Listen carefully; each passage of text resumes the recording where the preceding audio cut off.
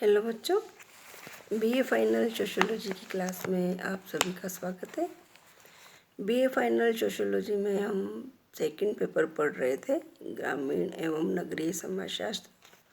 पिछली क्लास में हमने श्रम बाजार और प्रौद्योगिकी के बारे में पढ़ा था। आज हम पढ़ेंगे बाजार अर्थव्यवस्था के बारे में। तो आइए बच्चों, हम पढ़ते हैं मार्केट इकोनॉमी के बारे में।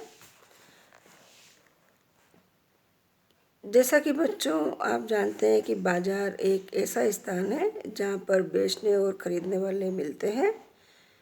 आज विनिमय के क्षेत्र में बाजार का स्थान बहुत ही महत्वपूर्ण हो गया है।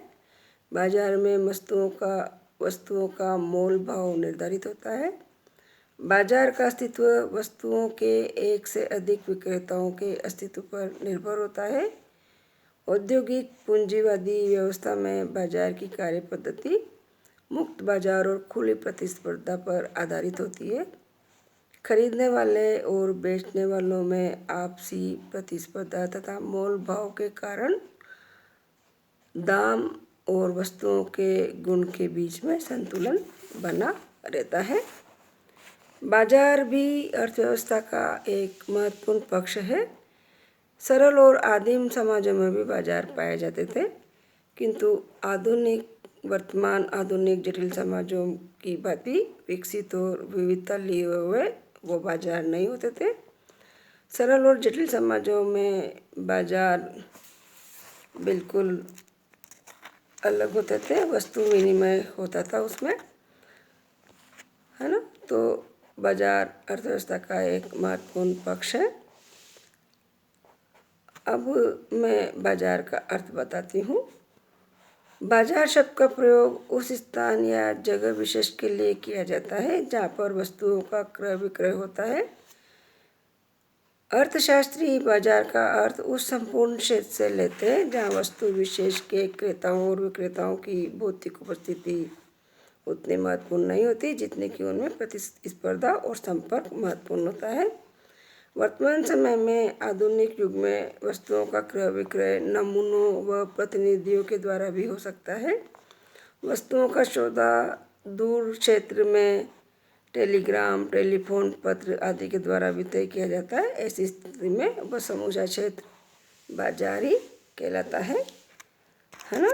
तो बाजार क्या है कि बाजार ऐसा स्थान या जगह है जहाँ पे वस्तुओं का क्रय विक्रय होता है ना। जहाँ वस्तु विशेष के क्रेताओं और विक्रेताओं की उपस्थिति महत्वपूर्ण नहीं होती। अब बाजार की परिभाषा चैपमैन कहते हैं कि बाजार शब्द का आशय किसी स्थान विशेष से नहीं होता, वरन वस्तु अथवा वस्तुओं एवं क्रेताओं और विक्रेताओं से होता है जो आपस में प्रत्यक्ष रूप से प्रतियोगिता करते हैं। कूनो कहते हैं कि अर्थशास्त्री बाजार शब्द का आशय किसी स्थान विशेष से नहीं लेते जहाँ वस्तुएं खरीदी और बेची जाती है, वरन बाजार शब्द में उस समस्त क्षेत्र का बोध होता है जिसमें विक्रेताओं और क्रेताओं में ऐसे स्वतंत्र एवं प्रतियोगितापूर्ण संबंध होता है कि वस्तु के मूल्य उस क्षेत्र में सुगमता एवं शीघ्रता से एक होने की प्रवृत्ति रखते हों। मार्शल कहते हैं कि बाजार से किसी स्थान या क्षेत्र जिसमें वस्तुओं का क्रय विक्रय होता है का बोध नहीं होता है, अपितु उन समस्त वस्तुओं का बोध होता है जिसमें क्रेता एवं विक्रेता के मध्य पारस्परिक प्रतियोगिता होती है। तो इस प्रकार से स्पष्ट है बच्चों कि बाजार का तात्पर्य किसी स्थान विशेष से नहीं है, बल्कि बाजार का अर्थ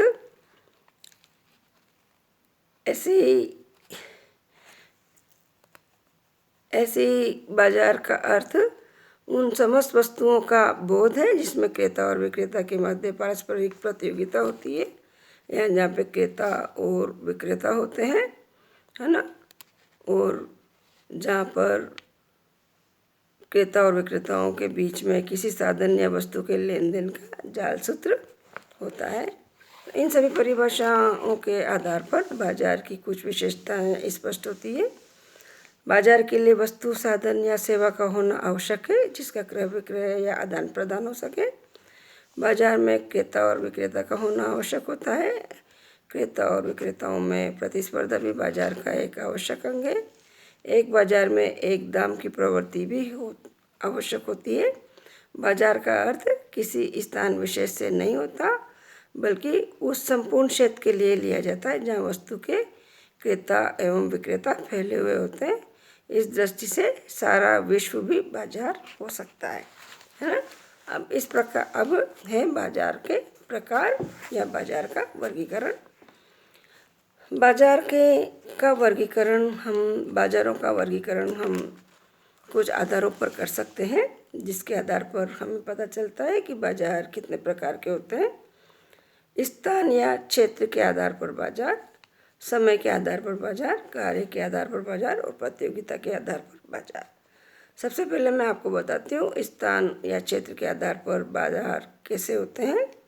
स्थान और क्षेत्र के आधार पर बाजार कुछ प्रकार के होते हैं, जैसे स्थानीय बाजार, प्रादेशिक बाजार, राष्ट्रीय बाजार और अंतर्राष्ट्रीय बाजार, है ना।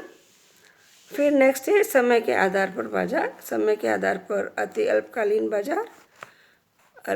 बाजार, दीर्घकालीन बाजार और अति दीर्घकालीन बाजार, है ना। जो बहुत ही कम समय के लिए जहाँ पे वस्तुओं की खरीद फरोख्त होती है वो अति अल्पकालीन बाजार होते हैं।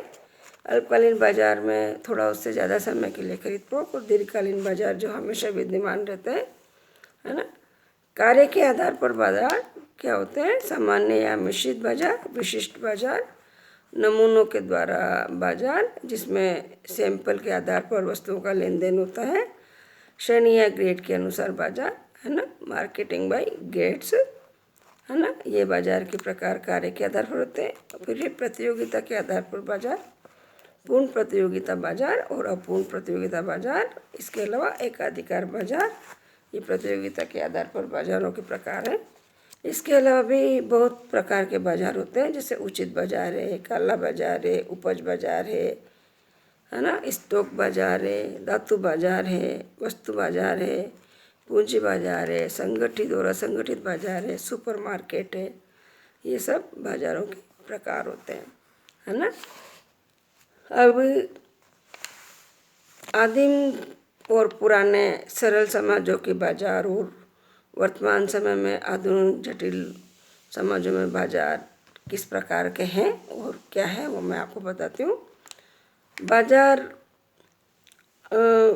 जो मैंने आपको बताया, आधुनिक जटिल और औद्योगिक समाजों में पाए जाने वाले बाजारों से ही इन सारे बाजारों का संबंध है। सरल और आदिम समाजों में बाजार के क्षेत्र आधुनिक समाजों की भांति विस्तृत क्षेत्र तक फैले हुए नहीं होते थे, वरन एक स्थान विशेष तक ही सीमित होते थे। वहाँ पर आधुनिक समाजों की तरह पत्र, टेलीफोन, टेलीग्राम, सैंपल और एजेंट के माध्यम से व्यापार नहीं होते थे। सरल समाजों में बाजार में आधुनिक बाजारों की तरफ प्रतियोगिता का भी अभाव पाया जाता था। कीमतों में भी समानता नहीं होती थी। नए बाजारों के नियंत्रण हेतु राज्य या सरकार के कोई विशिष्ट कानून ही होते थे।